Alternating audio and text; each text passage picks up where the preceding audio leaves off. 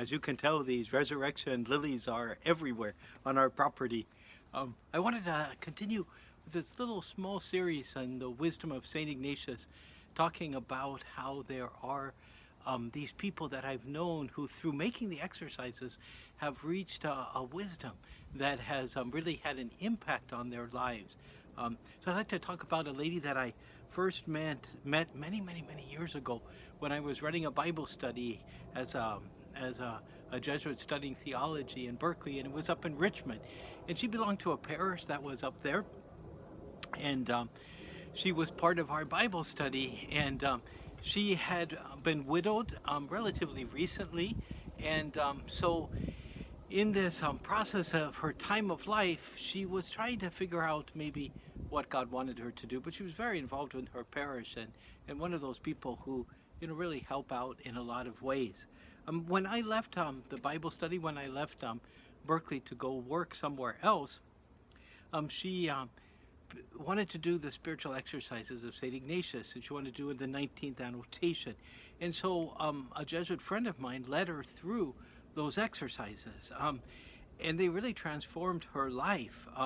She became extremely involved in the peace movement, and really found that in this movement, encouraging our country to move more in the direction of peace, that there was a vocation that she had. She also became involved with the recently formed Oakland Catholic Worker, even to the point that one day she would leave her home, in order to begin to work as best she could with the Catholic Worker movement in Oakland, and supported them, and became very important in those the first years in what they were doing. She sacrificed a great deal to do that, financially, and also just of her time.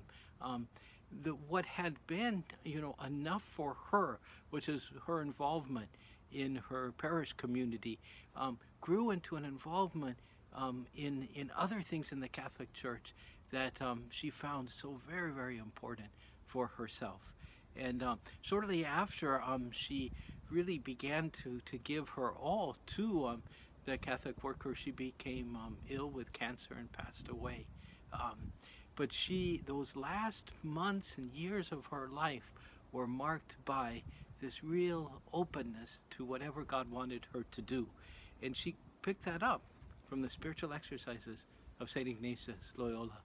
Therefore, for me, in this part of wisdom of St. Ignatius, there's perhaps a pre-wisdom, which is, be careful, because Ignatius, in his wonderful exercises, can really challenge us to give what we can to the Lord, to open our lives more and more to the Lord.